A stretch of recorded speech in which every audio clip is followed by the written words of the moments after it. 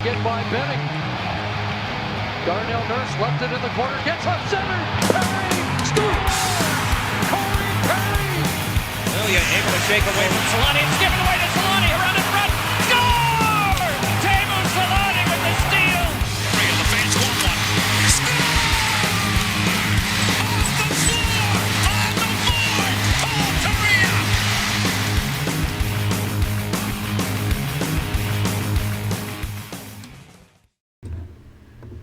All right. Like this is such a bad way to start a show, but this game was just something else tonight, man. This is I don't even want to say it's a typical Ducks win or a typical Ducks loss, because a typical Ducks loss would have been they lost this game 4-1 and just choked it out and didn't have any comeback. They actually fought back, so it was a decent game, but making that comeback, scoring 3 straight goals to tie it at 4-4 and losing to a Zach Whitecloud goal just with Ryan Reeves on the ice just rubs some salt in the wound. Yeah, I was going to say, are you trying to tell me that Zach Whitecloud isn't an elite offensive defenseman who's known for jumping into the play like that? You know, what would have been worse, Zach Whitecloud or Shea Theodore?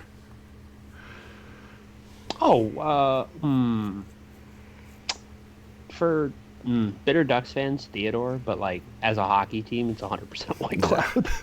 Though I guess you could argue Whitecloud isn't a guy you track to come down from the blue line like that, so theoretically, it's at least a little bit more understandable. Whereas if it's Theodore, you know he's going to activate, you know he's going to be involved. So you should have a better eye on him. I don't know. I could probably talk myself into being depressed about it either way. I think we should start this show following up the bet that you and Pat made on our last show before the Super Bowl. That I'm so dumb. If Tom Brady and the Tampa Bay Buccaneers won the Super Bowl, you would have to eat whatever Pat ordered out of, was it Del Taco for you?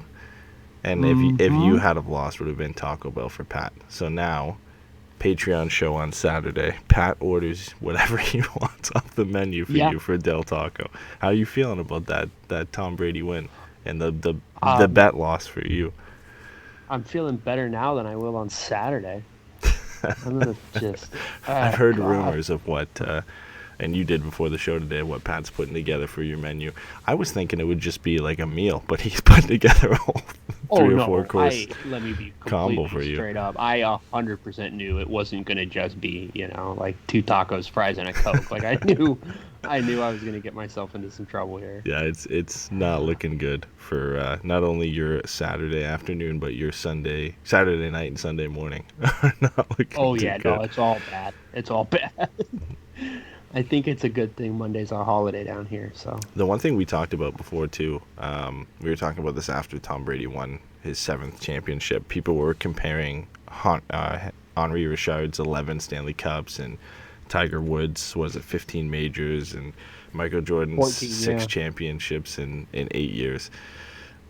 I mean, we're gonna go in more depth. I think we're talking about this on the Patreon show anyway. But man, like, I'm not a huge football fan, but Brady winning 7 championships, and then I think like the big thing for me is that first year with a new team goes out and gets a Super Bowl. Like that's up there. I still don't think it's number 1. I don't think it's the biggest accomplishment or championship win of all time. I still think Tiger's up there. I still think Jordan's 6 and 8 years is more impressive. But man, that was as much as that hurts you and you have to eat Del Taco now, it was a pretty unreal performance.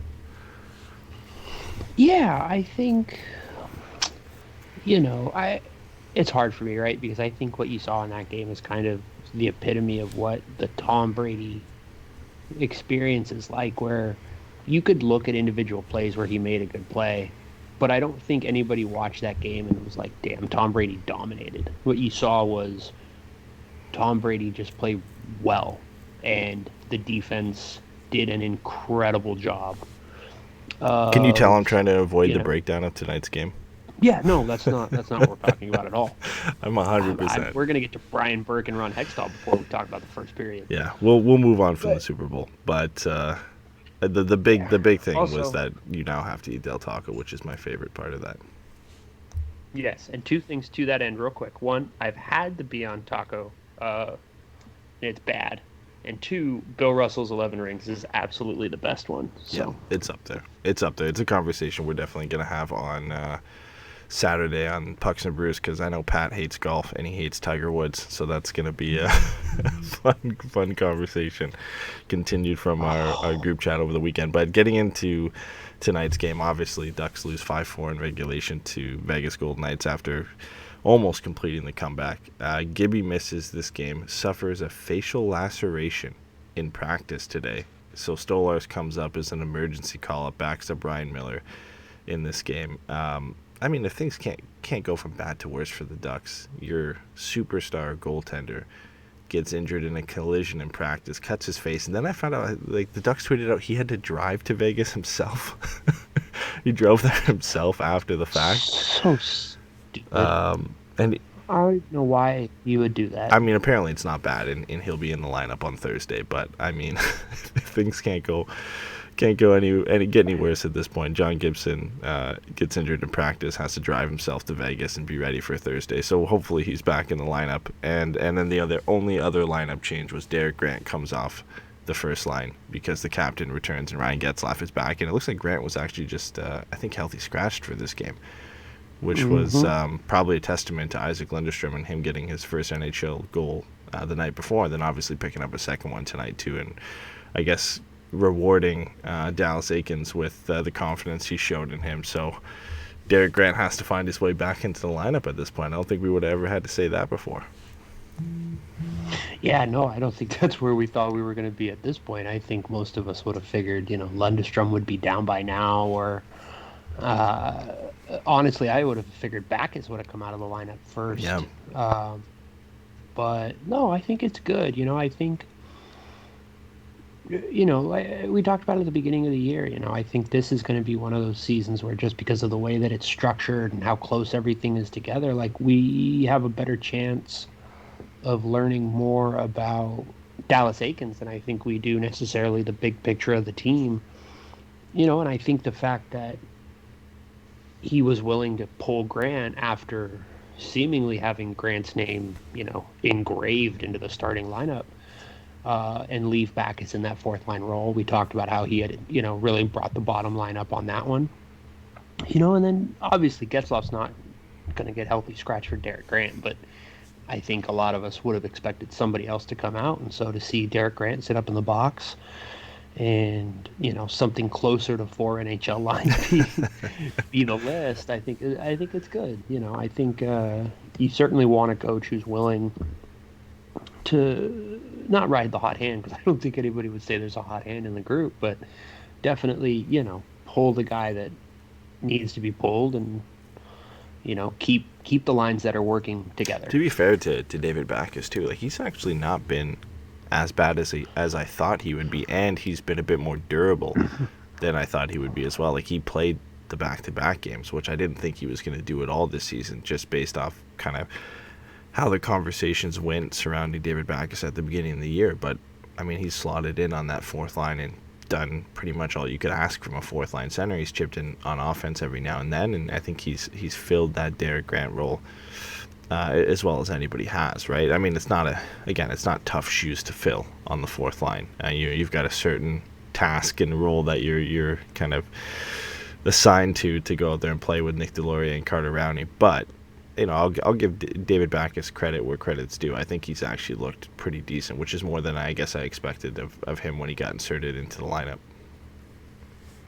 Yeah, I think again, just kind of go to stuff we talked about at the beginning of the year. Like, I think we spent a lot of time talking about, is the big layoff going to help the older guys? Is it going to hurt the younger guys? What kind of effect is that? And I do think there was a lot of conversation around Getzlaf, obviously, rightfully so, but it's kind of hard not to think that the layoff allowed Backes to get his body right. He's looked good. And like you said, he's not coming in to fill in for Getzlaf, so I don't think the expectations that everybody has is high, but he's coming in and he's playing competent hockey, and I think that's kind of what you're hoping for, especially for a coach like Eakins, who is going to ride that fourth line.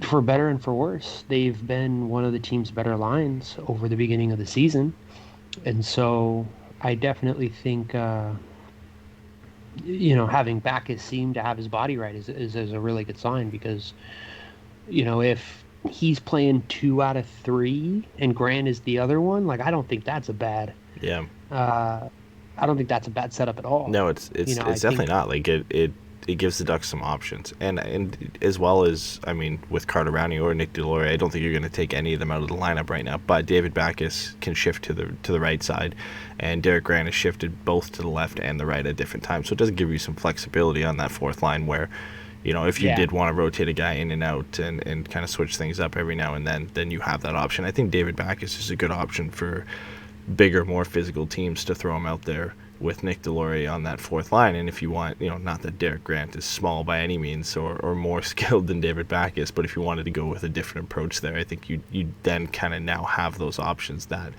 David Backus has actually turned out to be a decent player for Anaheim.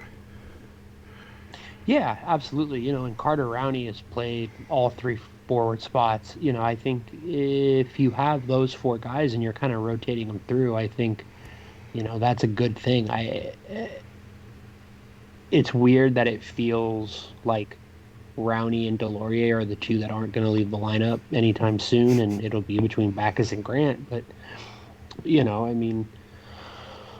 Delory fought, Ryan Reeves tonight, so obviously you got to have him in the lineup. Yeah, I don't know. I just think it's a weird thing, but I think if that's, if the bottom line is those 4 guys on some kind of, cycle or something like that, I think the team could be in a lot worse spots. I would say we would see on Thursday, but at this point with the kind of announcements after the game here that the Vegas Golden Knights post-game session with players is canceled due to COVID protocols, we might not even be playing for not just Thursday, but for the next few games that are scheduled for Anaheim or for Vegas here in the next couple of weeks. The Ducks might join the Wild, Coyotes, Avalanche, and Sabres here as teams that are kind of getting games postponed because of COVID. We don't know yet, and they're all just preliminary reports, but we might not even be able to get to see what they're going to do and the changes they're going to make heading into this game against Vegas on Thursday if it gets postponed. Yeah, there's a decent chance, just like you said, because of precautionary reasons, that we don't see the Ducks play another game in the week, and what that does to the schedule on the back end. Like, it just came out that now Arizona and St. Louis have like 7 straight games against each other at the back end of the season now. And that's fine. Like, I think to whatever extent everybody understood what the season was going to look like and the way it was going to ultimately have to go. I do think this is a little bit of some side stuff, but I do think there's a little bit of questions about, given the way that it kind of feels like, it's almost snowballing as far as COVID cases and games being delayed, whether or not this really highlights the fact that the season shouldn't be going on. But the league and the Players Association made the choice, right? They decided there was going to be a season, and this is how they're trying to go around it. I don't think the Ducks are going to be in the playoffs at the end, so I don't really think if the Ducks are 7 or 8 games short of 56 that it's a huge thing. But it will be interesting to see the way that this all plays out as the year goes on, especially because I don't think any of the Canadian teams yet have missed a game. No, I think it's mostly been the Central or whatever, what would have consisted of the Central Division teams that's been hit the hardest, and now it's kind of trickled its way into the Pacific Division with, it's not even the Pacific, the Honda West Division with Arizona and Vegas and now potentially Anaheim. And then I know today Washington and Philadelphia got postponed. So all the divisions outside of the Canadian division are kind of getting hit right now. And it kind of makes you wonder and begs the question that how long can you have this go on and happen before a 56-game season just isn't feasible? And you have to reduce the schedule at that point. The NHL, I'm sure, has a kind of hard date that they can push this season back to before it's too late and kind of get playoffs going. Because imagine, we could do a 56-game season and have these issues all the way throughout and have to push the season back a few weeks, and then you go into playoffs. And what if you're in the middle of a playoff series and you have to postpone that for a week and then push that playoff series back? That pushes the entire playoff setup back. You can't really start round 2 before round 1 is done, and it starts looking grim for the rest of the season. Obviously, we hope the NHL can finish their 56-game season and have a somewhat regular playoff structure for this year. But yeah, it's not looking good with the extensions of a few teams. I think Minnesota they had missed their last 3 games and got extended to miss a further 3 games. I think also Colorado was a part of that. Like it's getting to the point now where you're kind of asking those questions. Yeah, and you hit it right on the head, right? The nightmare scenario is the playoffs getting messed up, and we already know in the best of circumstances in a normal year, the playoffs are already kind of fickle isn't quite the word I want, but it's a very we've seen teams wrap it up and another game goes 7 games, and so now all of a sudden 2 teams have these huge layoffs, and we've seen the way that can affect the playoffs. What do you do if one team sweeps and then another team is 2-2, 3-2, something like that, and they have to stop the series dead in its tracks? Is one team going to feel that it's fair that they were down 3-2 but they weren't given the chance to come back?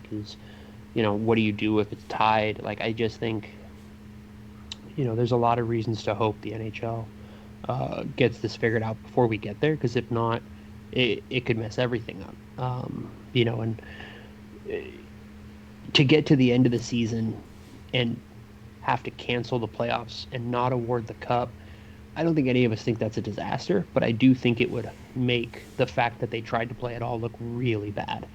And I just don't know that that's really something that the NHL would be able to battle against, because as much as you could go, well, look, it's kind of unforeseen circumstances, like, well, no, because this was all going on the whole time, and like, to wrap up the last season, you guys had to go into a bubble and you thought you didn't have to this time, but I think there'll be a lot of questions asked.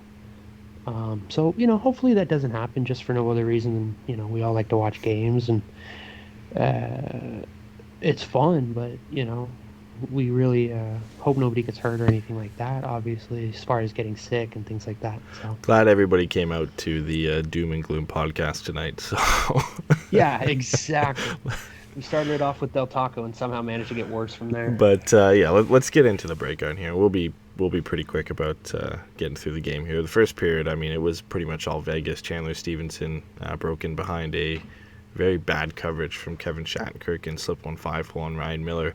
And then the Marcia Show goal was a shot from Riley Smith that goes in off his foot. So 2 kind of bad breaks for the Ducks, but they really didn't look great in that first period. Ryan Miller made a couple 10-bell saves to keep the score only 2-0 at that point. But I think the 2 big talking points about that period was Marc-Andre Fleury throwing about 3 or 4 pieces of gear on the ice, where I guess his helmet came loose, but he threw his stick, took off his glove, shook off his helmet, got a delay of game penalty, and then obviously Nick Delory and Ryan Reeves dropping the gloves was probably the most exciting part from a Ducks perspective in that period. Did you see that play by Marc-Andre Fleury where he shook off all his gear? No, I missed it. I didn't get a chance to see that, but I gotta be honest, I thought it was pretty funny. I don't know that I've ever seen a goalie get a penalty for that. I know I've seen that before where they'll throw a fit, as it were, and throw something out there very obvious, or like push the goal off the posts.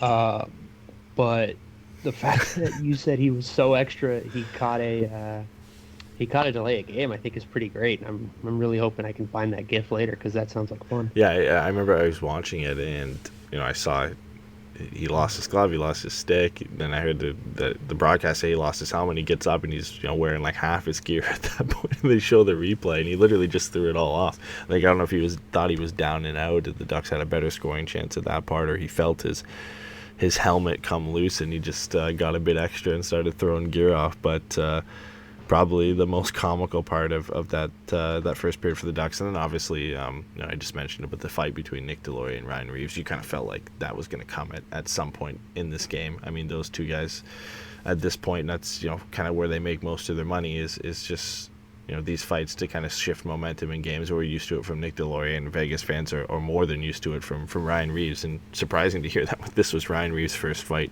of the season for Vegas too. And this is as close to a heavyweight bout that you can get in the NHL. Nick Delory, we talked about it before, led the league in fights last year, and Ryan Reeves is probably one of, if not the toughest customer in the entire league. And, it wasn't a headliner fight by any means, but they were throwing some bombs, and a few of them landed too. Yeah, I mean, with those two guys, you're definitely not going to get neither one of those guys is making a Wayne Simmons style block, right? You've got two guys that are going to just huck them and just go for it. From what I saw, it looked like Delory managed to hold his own pretty well. Like, I don't, Delory is a big guy, but like Ryan Reeves is built different. As much as that's like a meme now or whatever, like he just is so much bigger than pretty much anybody in hockey.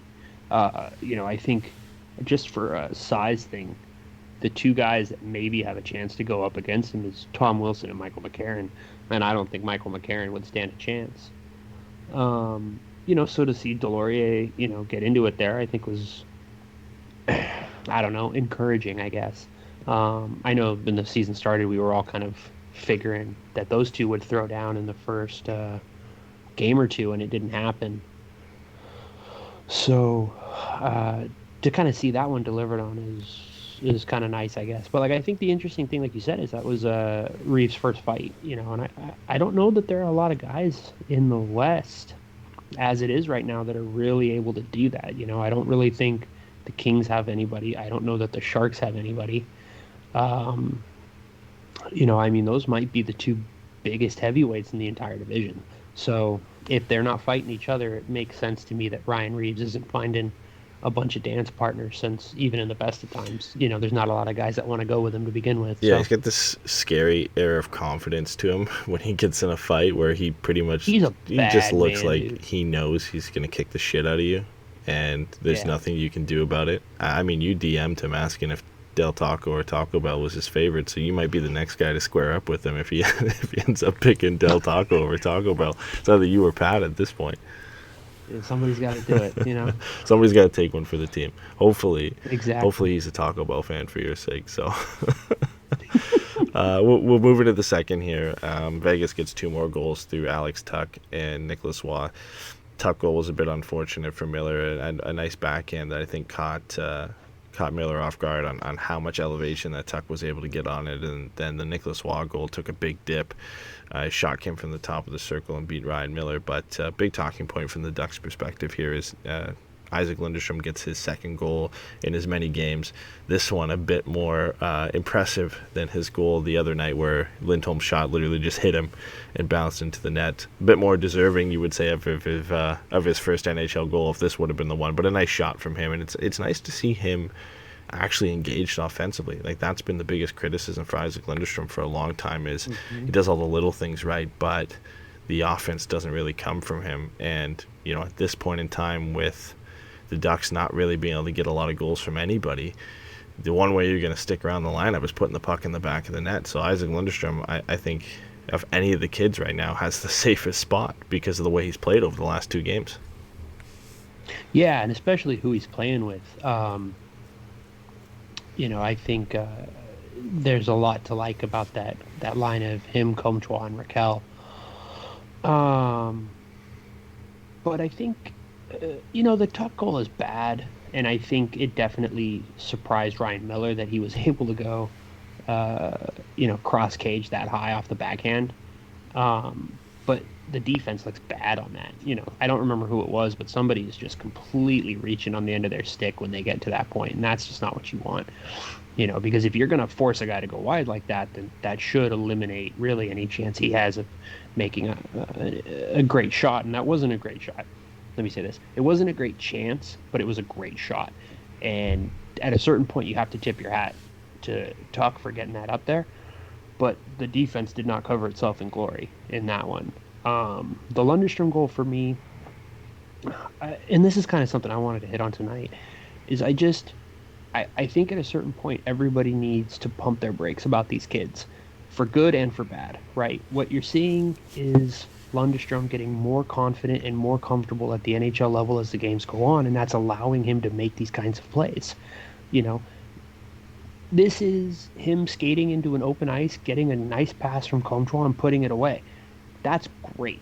That doesn't mean he's going to be a 30-goal scorer, and it doesn't mean that he's only going to score on great opportunities like that, right? So I think, to see that coming from Lindstrom is great. To see that confidence, he didn't really wait at all. He pretty much got it and just let it rip. That's great. The chemistry with Comtois on that play, to see Comtois make a play where he stops at the half wall and he waits for the guy to come into it. You know what I mean? This is the kind of thing that you want to see whether or not the result is there. That's the kind of patience and confidence that these younger guys need to start developing if they want to be able to be NHL players. And I think, unfortunately, we have seen a decent amount of high impact young players very quickly. And I think that has kind of warped our view of how quickly a prospect should adjust to the NHL game. And we knew coming into this, none of these guys are first line guys. They're not game breakers. If Pettersson comes in and does what he does in his first season, that's one thing, right? Austin Matthews putting up 4 goals in his first game is one thing. These guys aren't that, and that's fine. But I just think we need to, like I said, for good and bad, appreciate that what we're seeing is growth and a level of confidence start to come in the way that they play, where now they are taking that extra second to make the right play or make a good play. And that, to me, is the big takeaway there. Yeah, and it seems like the hate, maybe hate's not the right word, but the criticism shifts fairly quickly. When Isaac Lindstrom first got called up, he didn't look good, and I think people were understanding and why he got sent down. Had the 2-goal game in San Diego, gets called up, he's looked good. And I think, it's right to point out how well he's played and how he deserves to be in the lineup. Early on in the season, it was, us looking at Sam Steele and saying he is kind of the guy out of the young kids in terms of Terry Jones and Steele, or Terry Jones and Comtois, who had been playing well for the beginning part of the season. Now that script is kind of completely shifted, where Sam Steele's the one getting criticism. I think partially rightly so, maybe not as harsh as the criticism he was getting throughout the night tonight, but hasn't looked great over the last stretch of games here. And now Troy Terry, who I have and a few others have been grilling for most of the season, he now has 4 points in his last 3 games, had a goal and an assist tonight, another snipe. I think that's 2 games in a row for him where he's had a perfectly placed shot to the top corner. A lot of the praise is going to Troy Terry, and again, I think it is deserved because of the way he's played. But I touch on the point that you just mentioned. Like, these are just kids, and you have to remember that these kids aren't going to be bona fide top 6 players in the NHL, at least not at this point in time. So there's going to be moments like this where Troy Terry looks like a great player, and then 2 weeks from now it could be Sam Steele, and then another 2 weeks from now it could be Max Jones, and somebody goes cold. It's going to happen. So I think the criticism for Sam Steele is definitely warranted. He hasn't looked great over the last little bit, and he's getting top 6 minutes, playing 16, 17 minutes a night, so he should be better for the amount of ice time and the opportunities he's getting. But man, I don't know. People saying he should get sent down to San Diego at this point or scratched at this point. Like, I don't know if we're at that point in time. Like, who are you scratching him for? Derek Grant, and how is that? How's that beneficial to Sam Steele at this point? Yeah, that's exactly what my thing was. Excuse me. I don't want to say that we shouldn't be critical or anything like that as far as the way that they're playing, mistakes that they're making, things that they're doing well. That's not what I'm trying to say at all. But I just think we need to start. It needs to be about taking the thing on a whole and not necessarily looking at everything at a real granular level. And you hit it on the head, right? If you take Sam Steele out of the lineup, who are you putting in his place? Are you moving Henrique back to center, despite the fact that he's looked leaps better on the wing?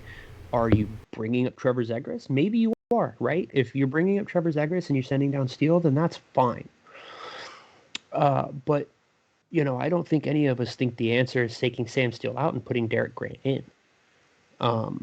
And in a season like this where nothing's going to happen as far as, winning the cup or whatever, like, why wouldn't you just let them play through their mistakes? Maybe you sit them for a game here or there. I get that, but I don't know that sending them down is really necessary at this point. I don't think there's anybody you can look at and go, that guy deserves to be in the lineup over any of them. Max Jones maybe, but the problem isn't the wings right now. You know what I mean? I think the problem is that Sam Steele is a young centerman in the NHL. And, like, that's fine. He's going to make mistakes.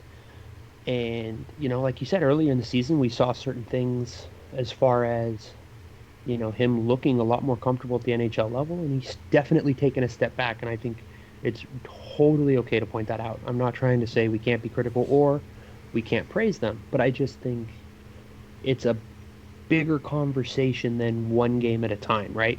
The fact that Sam Steele, looks good against LA and bad against Vegas, like, yeah, man, that's how that should go. Like, at a certain point, we just need to look at what's going on as a complete view of the picture. Yeah, and for me, I don't necessarily think it's Sam Steele's looked bad. I think defensively he's been reliable, and I don't think he's made a lot of mistakes. I just think offensively he's kind of disappeared over the last 5 or 6 games here.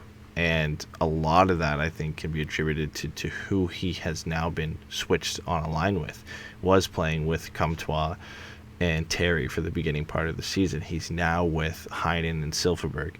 And at that point, Sam Steele's now being asked to be the creative driving force for offense on that line, which I don't necessarily think fits well for the play style that he has, where if he's being asked to do everything or generate offense on his own, that's not going to bode well for him. And that's what we've seen over the last little bit here. I mean, that is a two-way shutdown line if you can, like, of any shutdown line we've ever seen. Like, Heinen's a two-way forward for sure, maybe one of the best on the Ducks, and Jakob Silfverberg's right at the top of that list as being a defensively responsible winger on this team. And you add Sam Steele to that mix, who's driving offense on that line? Well, if it's not Sam Steele, it's really not anybody else. So again, like, I liked the scratching or send down of Lindstrom. I think he's responded well to that. I think Troy Terry has responded well to being scratched. You look at the way both of them have played here, so maybe there is merit to scratching Sam Steele here, but I don't think it would be for the same reasons.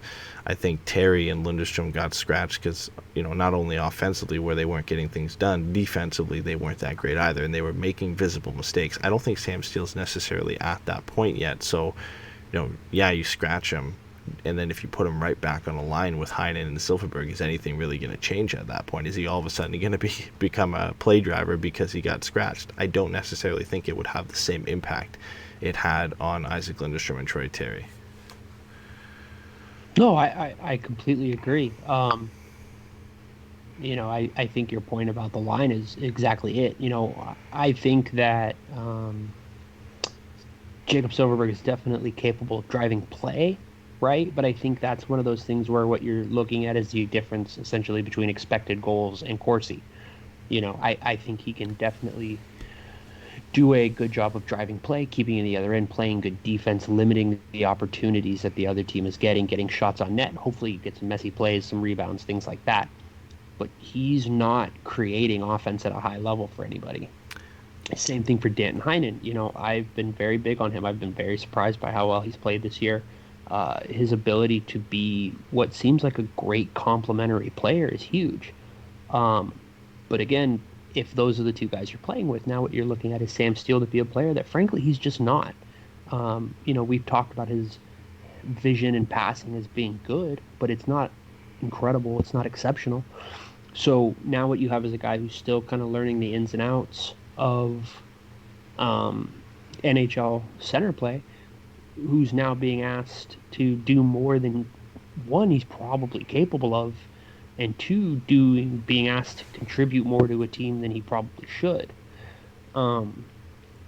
With Lindstrom, you can send him down and stuff like that. Lindstrom's played 36 games in the NHL. Tonight's 37. Max Comtois this was his 53rd game. Sam Steele just hit 101, and Troy Terry just hit 93. I just don't think these guys have had enough games to where you go, no, you're not playing at a level we expect, and so we are absolutely sending you down. There's a lot going on there. And so I just think it's about finding different lines, finding ways for them to be successful. and not being afraid to mess with the lines. And so we'll see what happens. We're- So I'm high We're on being it. grilled here for having a sad podcast. We're getting to it, guys. We're getting to the good parts of this game. There, Is this a sad podcast? well, I don't know. yeah, that I it don't is. know. Maybe a little, but to be fair, we're getting to the good stuff. We're at the 4-1 part of this game. We're getting to the goal scored. We're getting to the power play goal. We're getting to Sam Steele or to Troy Terry's goals. So I guess to start that off with the good things for the Ducks, Troy Terry looked excellent in this game. I thought it was probably his best game of the season. I think he's turned things around.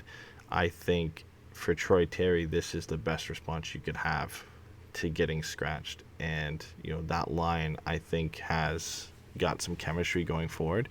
When you look at, what were probably the two best lines for the Ducks tonight, it was Getzlaf, Terry, and Henrique, and Lindstrom or Kelling come to one. I think that bodes well for the Ducks moving forward. You can figure out what you want to do with Sam Steele, Danton Heinen, and Jakob Silfverberg, I think, down the road. But, who knew putting Adam Henrique on the wing with Ryan Getzlaf and throwing Troy Terry up there would end up working out in this game. But the two goals the Ducks got to get back in this game were Troy Terry and then Adam Henrique from Troy Terry. And again, we talked about Adam Henrique having to get back to what he was doing last year and being, one of the top contributors offensively for the Ducks. He's getting it done lately. His, I think, second goal in the last 3 games as well. So, good signs for the Ducks for these two to get firing, and I think especially for the young kids, for Troy Terry to be a factor on both of those goals. Yeah, no, absolutely, right? This is the kind of thing that we all had hoped that Troy Terry could do, which is just contribute on offense in a couple of different ways. I don't think that he's dynamic, but I think that he's well-rounded. And so what you're looking at a guy who can make passes, can take good shots. That shot he had last game was beautiful. The same goes for this one. He picks up the rebound, he takes it to the center, and he just rips it. Like, that's awesome. Everything about that is stuff that coaches love, right? You stay around the net, you find the rebound, you stick on it, and you get to dangerous areas of the ice, and you make things happen. And I think that's just great to see. He looks so confident and so patient right now with the puck on his stick. I'm sure in a couple of games he's going to catch a bad break and a bobble, and, we'll see what happens, the way he kind of recovers. But, I think at this point you're definitely looking at it like Troy Terry is starting to develop into the player that we think he can be. To just kind of jump ahead to that Lindstrom, or to jump back to that Lindstrom goal, right? You're seeing someone who is growing or showing flashes of what potential upside that there may be.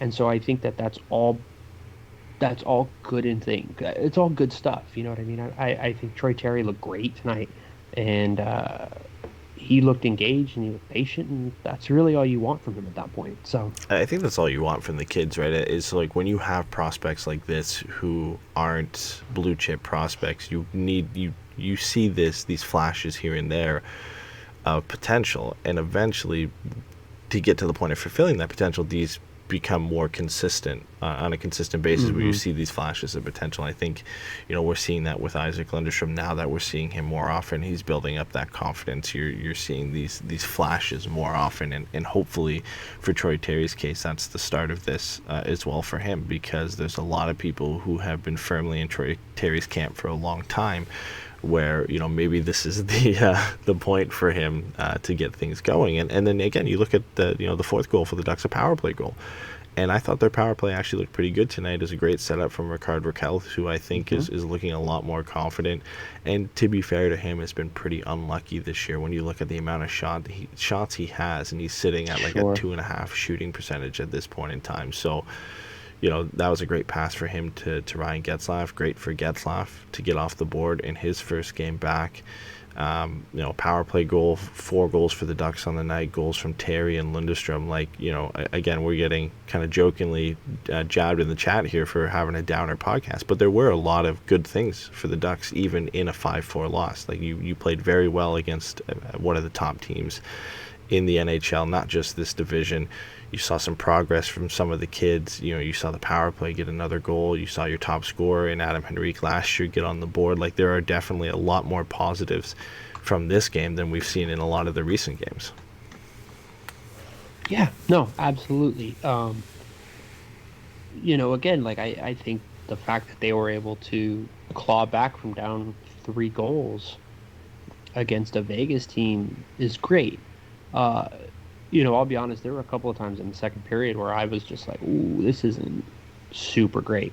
I think what you saw as far as epitomizing the gap between the two teams, right, was just how quickly the Golden Knights are able to turn a mistake into an opportunity. There were times where it felt like the Ducks players had barely registered that they had lost the puck, and 4 Knights are going the other direction already. Oh, excuse me, I'm so sorry. Their 4 Knights are going the other direction already, and so that's kind of that quick upside, that quick attacking play. I think is indicative of a high skill group and a group that's played together and a group that is comfortable in the system that they're in. Whereas with the Ducks, what you're seeing is a couple of good plays that are the benefit of, they're not designed or anything like that. They're not schemed up. It's just flat out guys making hockey plays. You know what I mean? Guys just being in the position that they need to be and doing things like that. So I think that's huge. We all kind of maybe knew it wasn't going to go the way it was kind of tracking as far as being able to pull it out. But I don't think winning the game makes me feel any different about the team. And I don't think that losing makes me feel, losing this game makes me super sad. So I think, the positives were there. There seemed to be improvement throughout the team. And it's now just kind of building upon that momentum, going into what is hopefully another game on Thursday, and trying to just keep moving forward. Yeah, it's about seeing the progress and then having these moments of excitement, because we haven't had a ton of moments of excitement at all really through the season. I think it's a pretty easy argument this was the most exciting game of the season. The expectations were not high going into a third period down 4-1 against a dominant team like the Vegas Golden Knights, and to see that fight back by the Ducks to get this to a 4-all game. Not only that, to be down by 1, score. Henrique scores a couple minutes later. The Ducks get a power play, and to convert on such a crucial power play to tie the game. Like, it wasn't a meaningless power play at that point. That's a game-tying goal on the power play. I think that gives that unit and the Ducks some belief moving forward on the power play. For the rest of the season here. I saw a comment from Dallas Aikens earlier today that he believes the Ducks power play woes at this point are a lot of a mental game more than anything, where the power play has been so bad here for the last couple of years that it's hard to shake that off mentally for this team. And I think if you had to pick a moment to kind of put that all behind you, it's a game-tying goal where you were down 3 and you get that goal on the power play. I think that's huge for their confidence going forward, and to not even just this next game coming up if we have it on Thursday, but for this power play success through the rest of the season. Does this mean they're going to jump into a top 10 power play in the league? No, likely not. But does this mean they're going to get out of this rut where it's a running joke that the Ducks power play is one of the worst in the league? I think there's some hope there, and especially when you see the progress from guys like Lindstrom and Troy Terry. Like, the days of Derek Grant and Vinny Lettieri and other guys on the power play might be over when you look at the progress of some of these other younger players. Yeah, and I think that Getzlaf goal comes from him being at the front of the net, which is not a place that Getzlaf has traditionally been. And I wonder if simply putting him in a different position where he isn't able to dictate play is beneficial for the group as a whole. You know what I mean? Because I do think there are times where naturally players defer to better players as far as what's going on, right? If Troy Terry has the puck and he sees Ryan Getzlaf open, like, it's hard not to think that he should be making the pass to Ryan Getzlaf. Whereas if Getzlaf is just down at the front of the net and he's just a garbage man, that's not a thought you have to worry about. What you're worried about is generating the best opportunity that you can, either making a cross-ice pass, getting off a screen shot, whatever that is, and then allowing your 6'4" captain to be in the front of the net and maybe get a rebound, or like you saw tonight. Raquel makes a great pass, a real hard pass, and Getzlaf's able to get his stick on the ice like half a second before it gets there and deflect it in. And I don't know the last time really any of us can remember Getzlaf being that far down on a power play. It just doesn't happen. So, I think that's a good thing. I think, like you said, it's about developing momentum, breaking that mental block of, not feeling like anything's going to come of it. Like I joked as soon as the penalty was called, like just decline the power play. You're playing so well at 5-on-5 at this point. Like why would you take the power play and ruin the momentum? But they got the goal and it's a tie game and, they lose in the end, but whatever. I think that's huge to battle back from down 4-1 and to do it, like you said, with a power play goal that has just been the bane of this team's existence. It is huge. There are so many positives to take away from this game on a, just like a culture level that I think it's nice. You know what I mean? I do think this is a game where you can look at and feel comfortable going forward that this team is moving in the right direction. Yeah, I think you nailed it when you said, a loss is a loss at this point for the Ducks this year, and it's not, it's not a year that they're going to competing, so it's not, the end of the world when they get the loss. I think the big thing is to see that progress. I think that's, one of the most important things for a lot of Ducks fans right now is, we talked about it a ton earlier in the season on a few different podcasts about knowing the direction of this team and seeing the progress from the young players and how much more important that is for the Ducks' future almost at this point than winning this game against the Vegas Golden Knights or having, sneaking into that last playoff spot.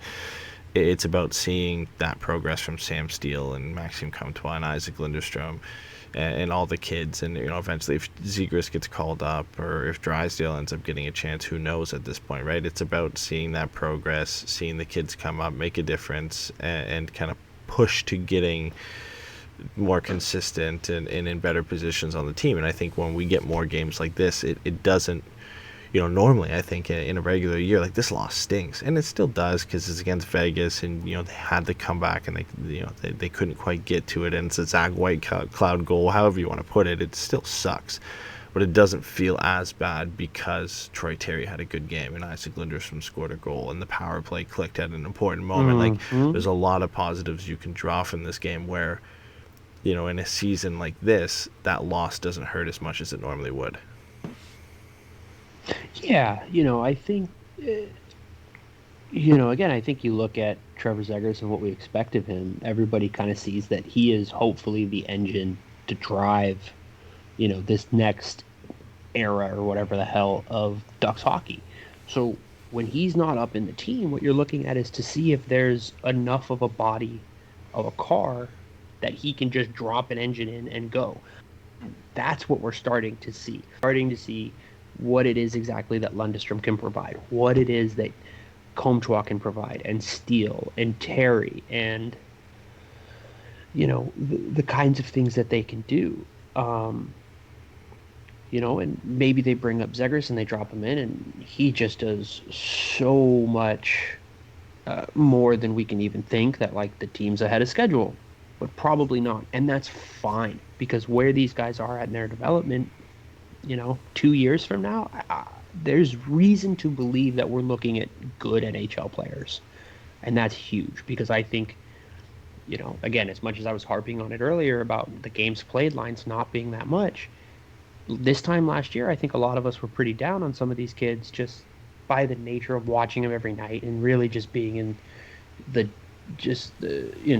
bottom of the barrel as far as where we felt the team was at, and having the coach or having Bob Murray talk about winning now, but being competitive and seeing this and that. And, I think to some degree you can kind of put a lot of that behind you as far as just being a bad season. And you're looking at a team now where, again, you can see the pieces of a top nine that's productive, that's competitive.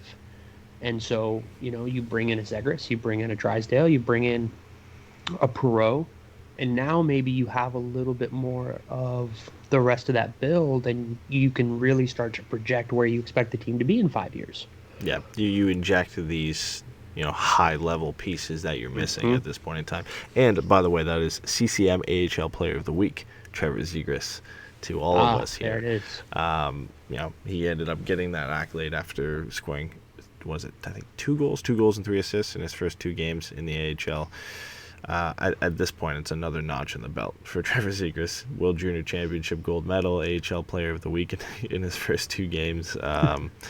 You couldn't have asked for a better start to Trevor Zegras' career with the Ducks organization and his professional career, to jump off one of the most impressive World Junior performances I've ever seen to, yes, it's 2 games, but dominating the first 2 games for San Diego. The goals are in action against Ontario tomorrow, and I can guarantee you there's a shit ton of Ducks fans who'll be tuning into that game to see what Trevor Zegras can do. Not even just Ducks fans at this point.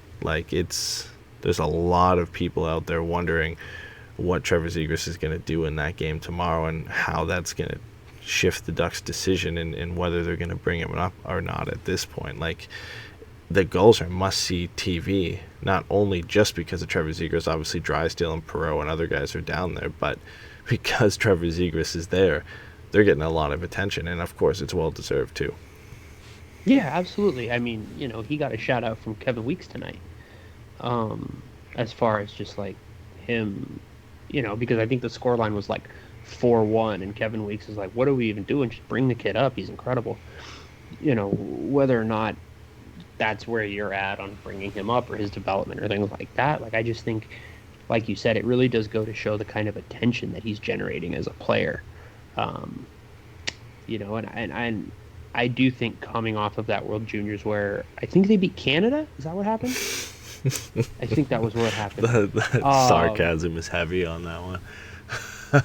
I don't quite remember, but I'm pretty sure that's what happened. That's how the conversations go in the Zegras-Drysdale household right now. Yeah. Oh my God. So you guys we beat in the gold medal game? I can't remember. Yeah, was it? Is that medal? Is that silver? I think, yeah. It's a nice little payback for all those years of the Bobby Ryan bits we had to endure. Oh yeah. Hey, we might be seeing a reverse bit for that. I'm not even trying to get that far ahead of myself right now, man. But I think I think there's a lot of positive sentiment and coverage that the Ducks should be capitalizing on, to be honest. I think more than anything, what you're seeing is a team that peaked as a franchise in the middle of some of the just most hockey across the league, and now the league is getting more fun, and so you've got a player like Zegras who can drive some eyeballs to Anaheim, because I mean, if we're honest, there was always a little bit of overshadowed because of Chicago and LA for winning the cups, and San Jose was the NHL media's darling for so long, and it's not hard to see why. They had Joe Thornton and Patrick Marleau and a young Couture and Pavelski. They had these players that were just fun to watch. So I think, if you're Anaheim right now, especially before the LA guys start bringing them up, they've got Byfield, they've got Turcotte, they've got Kaliev. You really might want to try to seize some of this positive attention that you can as quickly as you can, because I don't know how much longer it's going to last, especially in a sports landscape that is constantly changing and how attention can be very fickle for casual fans.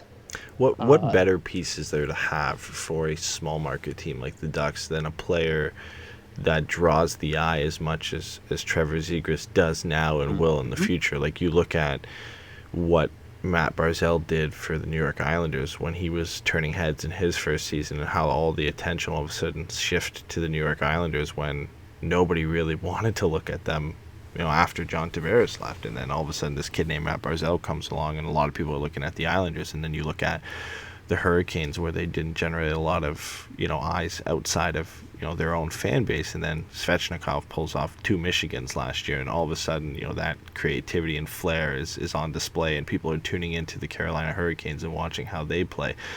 It's such a important piece for a smaller market team like the Ducks to have such a headlining talent who can pull off game-breaking moves and hit the highlight reel on a regular basis. And Trevor Zegras, like, yeah, he's going to be an excellent NHL player, and that there's no doubt about that. But just being able to draw the attention to a smaller team like the Ducks is huge for just getting league guys on your team, for getting other players interested in joining your team. Like, it's such a huge win on so many levels for the Ducks to be able to hit on a player like this, of this level of creativity. Because you look when the Ducks were in their heyday, they were an excellent team, but they were a boring team, right? Like, it was fun to watch, and they were a good team, but they were just a big physical, we're gonna beat you down, and just cycle the hell out of you for the entire game. And yeah, it was fun to watch, because obviously we love the Ducks to win, but they didn't have a player like that, and a player who at any given moment can break open a game with just an unbelievable level of skill. I think at times, obviously, Bobby Ryan was that guy, and Corey Perry could be that guy, but it just, you can't speak enough on how important it is for this team to have a player of that level and that capability in their pipeline, and so close to really being a regular at the NHL level. Yeah, I think the thing that you said right there that I think is huge is making the comparison to the Islanders and to Carolina, right? Because for much more engaged fans or less casual fans, right? NHL fans, we can all go and go, oh, Eric Stahl, Jordan Stahl, John Tavares, Kyle Okposo when he was good, right? Like, we can go back and look at some of these teams and be like, yeah, these are the guys that were driving these teams to at least be competitive on a nightly basis. Same thing with Brian Getzlaf. Getzlaf's my favorite player. You know what I mean? Like, that's my guy. I'll never say a bad word against him. But I just think the way that he plays and the style that Anaheim played, while it fit me to a T because I love that stuff, it's not the kind of thing that's going to bring in someone who doesn't watch hockey on a regular basis. Whereas Matt Barzal, it's easy to see why Barzal is special. Svechnikov, Aho, it's easy to see why they're special. Just to look at teammates, it's the difference between why Tyler Seguin is fun to watch and why Jamie Benn is fun to watch. There's a lot of things to like about the way Jamie Benn plays hockey, but it's not as fun just from a purely objective aesthetic standpoint as watching Tyler Seguin. And I think Trevor Zegras is exactly that kind of player who can do what you're talking about and just drive eyeballs to the market. And he's going to, even if he doesn't put points up, he's going to deliver on that promise because we know he's not afraid. We know he's going to try things. And that is huge, especially as the team is building back up and coming out of the pandemic. And all we ever hear is how it's a small market team and they don't have the money. Well, you know what would help is having a player that people who don't live in California want to buy the jersey of. Yeah. You've got a guy who won the gold medal with the World Junior team, won the MVP, and he's an American kid. If you're Anaheim, I don't know how you're not pushing this kid in front of everything. If when he comes up, they don't make him the centerpiece of marketing, then it's almost just at that point just like, okay, great, we're Ducks fans, but like, the Ducks don't seem to have any interest in being bigger than that. So I think you're exactly right. I think, things like the Michigan or like faking a Michigan and making a Michigan like, twice in your pro debut and then getting an assist on that play. Yeah, exactly. I just think they're doing themselves a disservice to not make this kid a bigger deal on a regular basis. Someone in things said, mentioning Trout, it's kind of funny because I do think to a certain degree that's fair because there isn't always, defensively what makes Trout special isn't fun, right? Like, he's an outfielder, so maybe every now and then he runs a ball down or something like that, but, he doesn't have the strongest arm, right? He's not making ridiculous throws like, say, a Puig. But you can't deny that Trout's the best player in baseball right now. And when you have somebody like that, it behooves you to do as much as you can to make them a bigger deal and to surround them with the type of talent that can allow them to be successful and go on the types of runs that get them on national television and then that put them on national TV for the season after, right? That's what you want. What you want is just start to build up some credibility and some cachet. You know what I mean? You want people to be interested in the team outside of the local fan base. And Trevor Zegras is exactly the type of player who can do that for a number of reasons, not the least of which is he just plays fun hockey. Like, you know, he makes passes like with his stick behind his back. Like, I don't even know, how do you even do that? That's not something you teach anybody. That's just a thing that this guy does. Yeah, you just have that ability awesome. At that point. You know, again, we talk about, you look at undrafted players and the way they make their way to the NHL, and they figure it out later on and they pick things up along the way. But at some point, there's these types of players, you know, Connor McDavid, Austin Matthews, you know, Trevor Zegras, who have this innate ability to pull off certain plays that not many other guys can do. And Trevor Zegras is definitely one of those guys. I mean, we haven't seen it at the NHL level, but at some point we're going to. And it's a guy who, he can mess up 3 times, but he will try it the 4th time. And there's not many guys who will do that. Like, he'll try the Michigan 3 times, or he'll, you know, again, I can think of so many plays when we say it. Like, I remember in the World Juniors where, I forget who the U.S. were playing, but he went in, he saw an opening, he tried to kind of scoop the puck top shelf. He missed, got the puck, went right back to the other side, did it again, and scored.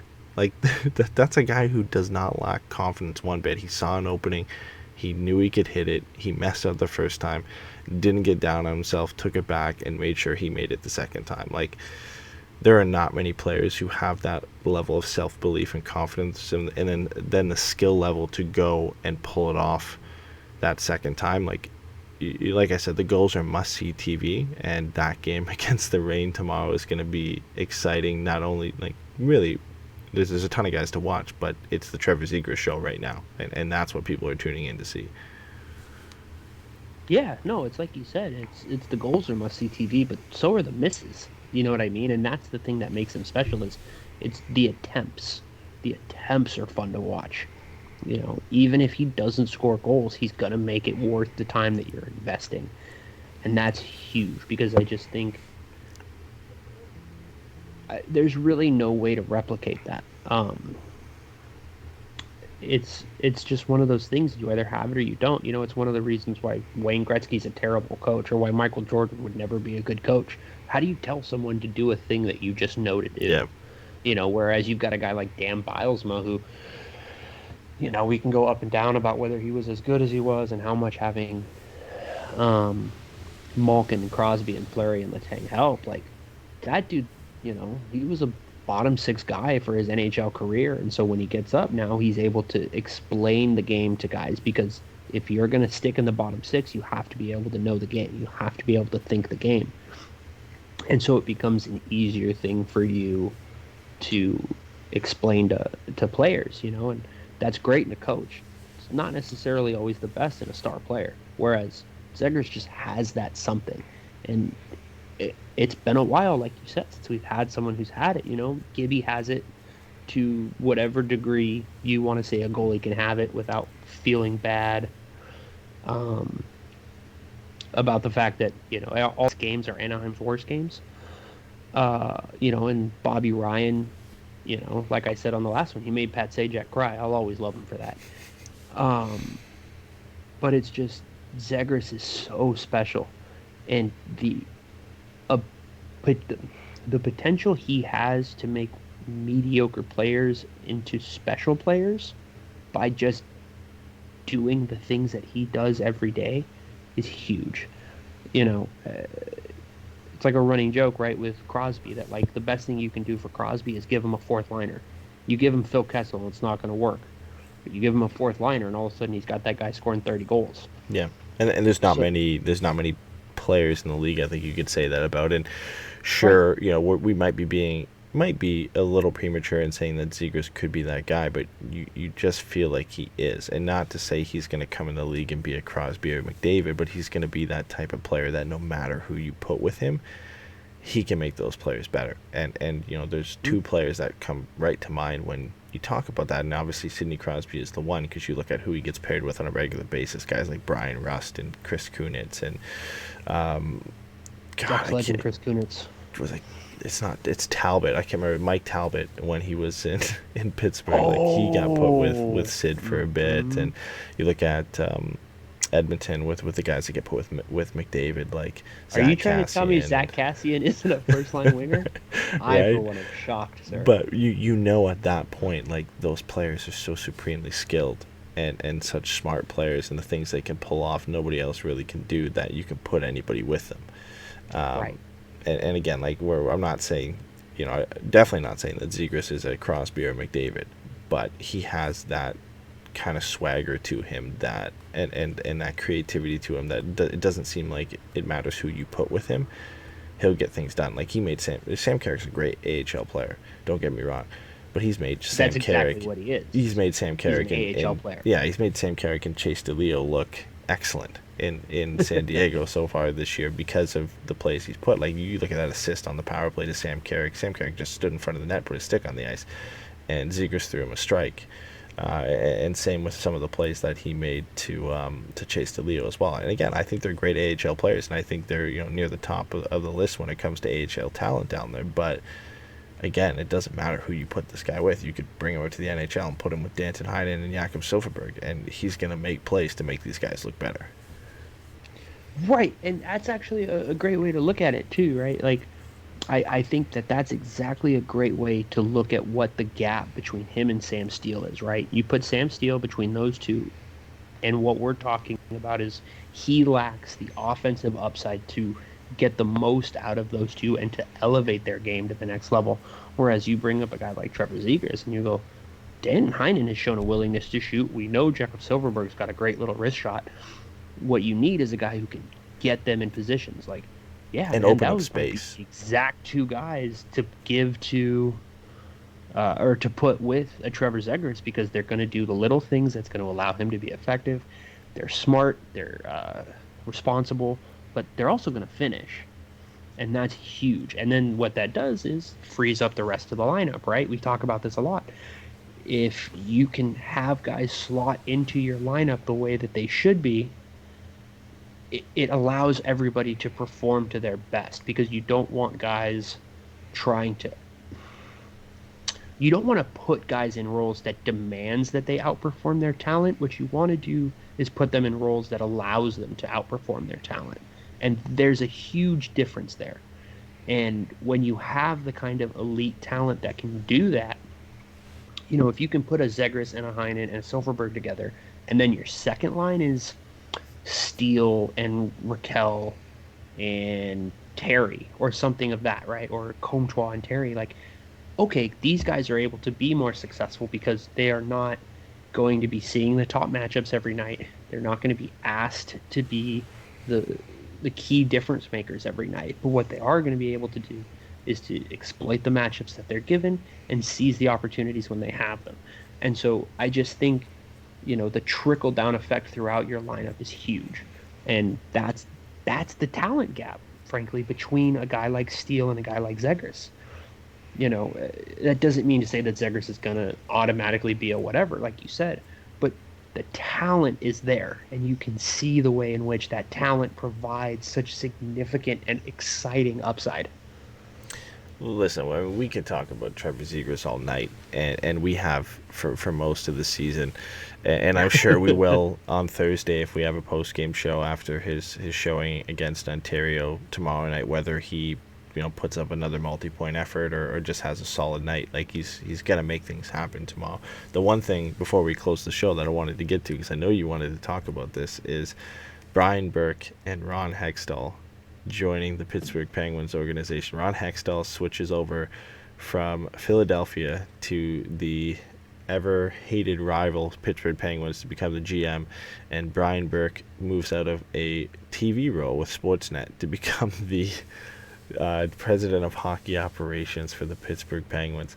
That's a pretty big shift from Rutherford to go to Hextall and Burke. I cannot wait to see the types of moves those two are going to pull off in Pittsburgh. Like, you just feel like nobody is safe other than Sid. Like, Malkin's not safe, And Burke. Oh, I'm almost convinced Malkin's out the door. 100%. Yeah, Malkin just seems like a player that Burke will swing for the fences and try and get Sid some help somewhere else. Like, it just feels like that. Whether it's, this season or in the off season or something like that, it's definitely, it is definitely a interesting kind of picture to look at how the Penguins are going to look. I can't wait. I love Brian Burke in any front office role just to see what kind of crazy shit he's going to pull off. So the Penguins are going to have a lot of speculation for the rest of the year.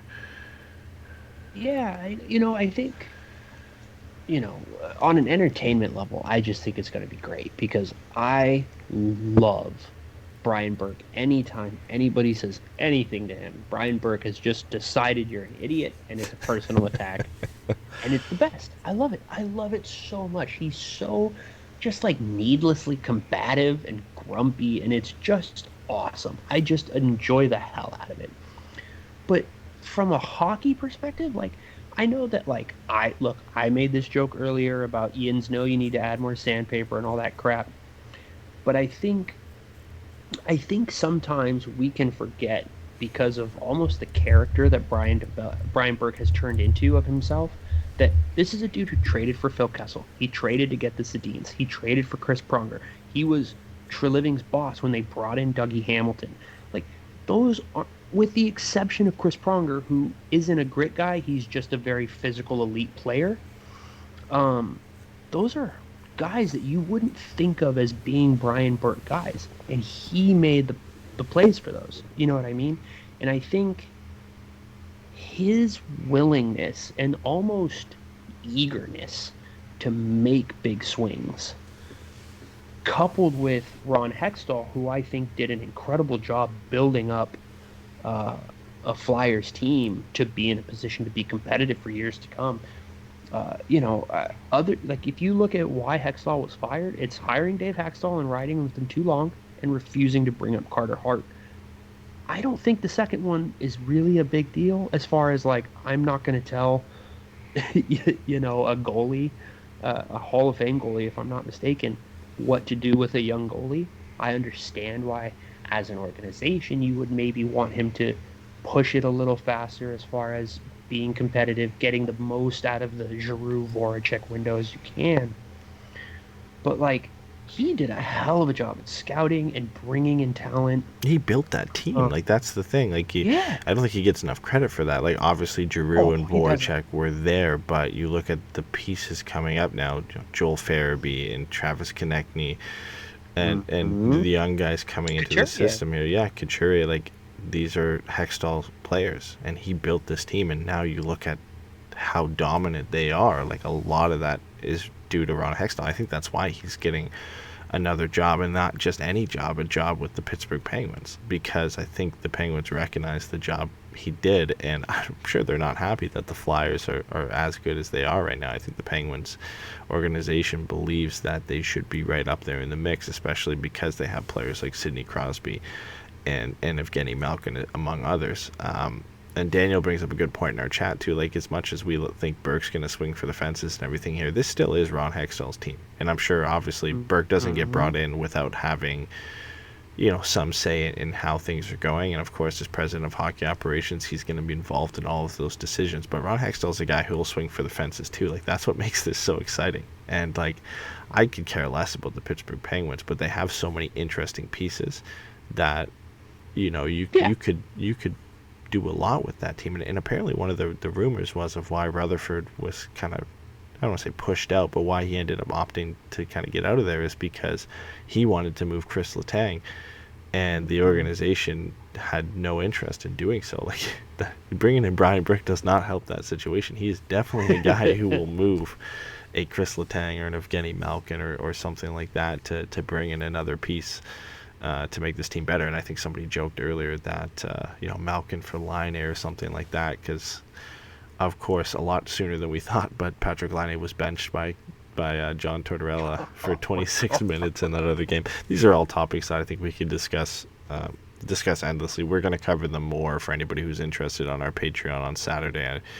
We have a bonus episode there called Pucks and Brews, where I'm sure, we'll dive into this, and Pat and Jason will give their thoughts on Brian Burke and Hanscall to Pittsburgh, and the Patrick Laine benching by John Tortorella. But I that's not another question at this point either. Like, Patrick Laine getting benched, I'm sure he's not happy. I'm sure the organization isn't happy. Like, I don't know what John Tortorella is doing at this point.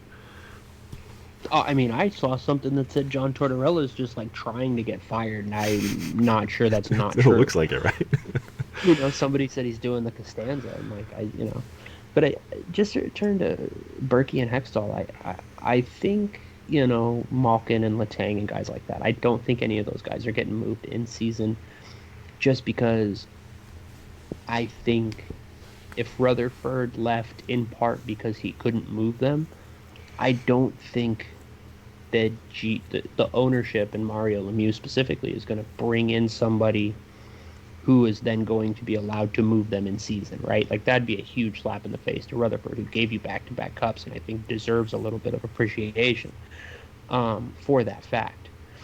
But I do think this offseason, depending on how this season ends, we could see some big fireworks coming out of Pittsburgh. Yeah, especially if it doesn't go the way they want it to either.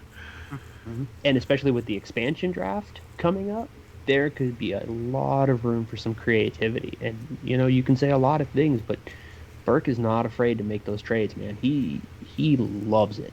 And he has always had his eye. Like, we've talked about it, I think, before, but that's, to me, the biggest thing that separates Burke and Bob Murray is Burke appreciates the value of swinging for that high-end talent, where Murray always kind of wanted to slow play it and not go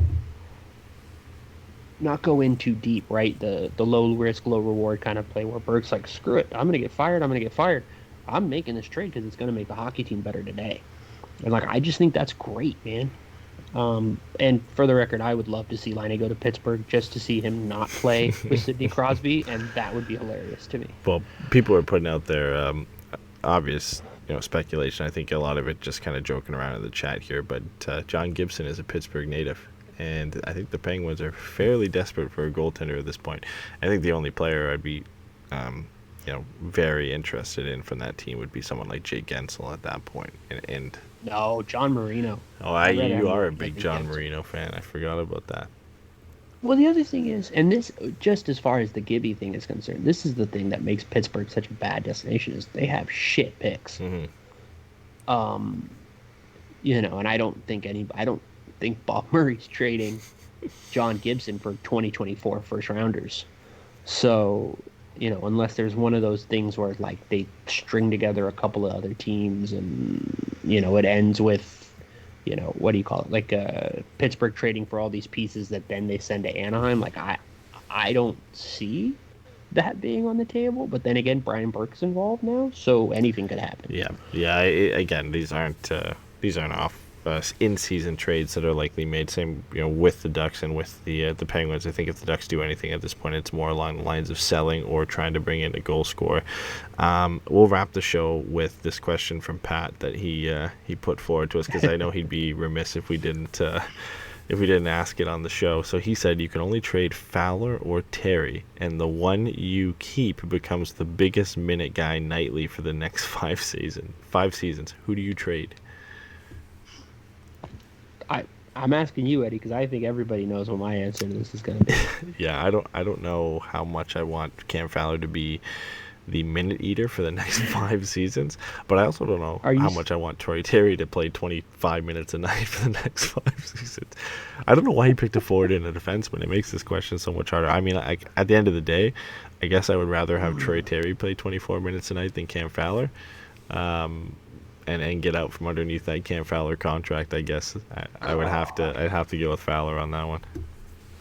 Yeah, I don't think it's that close, if for no other reason than age and contract.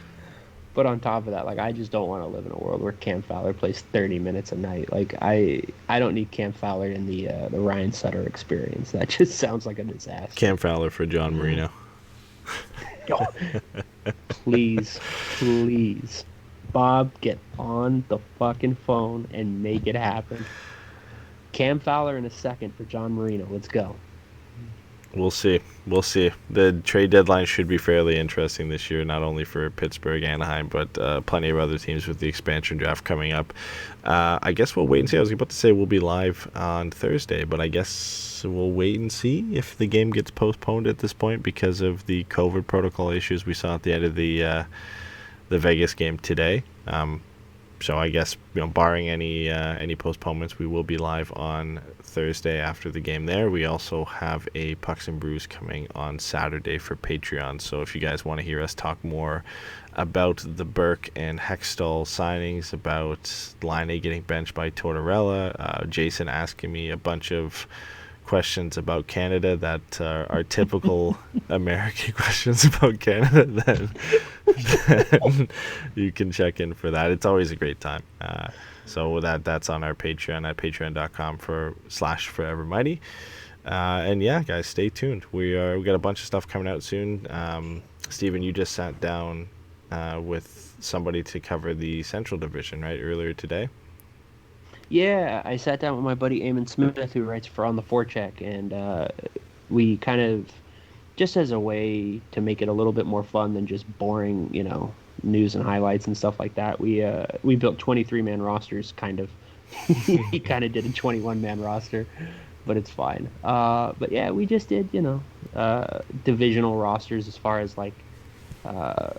picking players from every team, trying to put together a good roster, and what kind of do it, and just using that as a proxy to kind of talk our way around the Central Division. And I'm going to be doing a couple more of those I'm going to do obviously one more for each division. Pretty sure we got somebody for the North that I'm really excited about, but I want to make sure I don't quite oversell that until it's guaranteed. Tease it for now. Yeah. So. But it was definitely fun for the first version of it, and I'm excited to, get to the rest of the divisions, and I think it'll be fun. And then, like we said on Saturday, Saturday. Oh my God, my brain. It's late. Like I said on Saturday with Pat, and like you mentioned tonight, we got Pucks and Brews this weekend, and that's going to be we're going to be doing a Ducks draft, the first half of our all-time Ducks draft. So yeah, we're really trying to do as much as we can for everybody and get as much stuff out there for you guys to enjoy, because we really appreciate you guys being here after every game with us. So we're trying to do what we can. Yeah, and if you guys haven't seen it either, a couple days ago now, I think about almost a week ago, we released an episode that Stephen sat down with John Broadbent from Defend the Nest to cover kind of the top players for the goals right now, some of the top prospects that are down there, guys like obviously Trevor Zegras, Jamie Drysdale, Jacob Perreault, but as well as guys like Antoine Morand and Hunter Drew and Josh Maher as well. So that was a great interview that's out right now. So if you want to get a kind of a full preview of some of the players down in San Diego for tomorrow's game against the Ontario Reign, make sure you go back and check that out as well. And I believe, Stephen, you and me are sitting down soon to chat about the rest of the Ducks prospects outside of the AHL as well. So we'll be giving you guys a bit of coverage on that too. So yeah, like Stephen said, there's a ton of stuff we've got coming out in the next few weeks here. So make sure you stay tuned, and hopefully we will see you guys live after the game on Thursday. Take care, guys.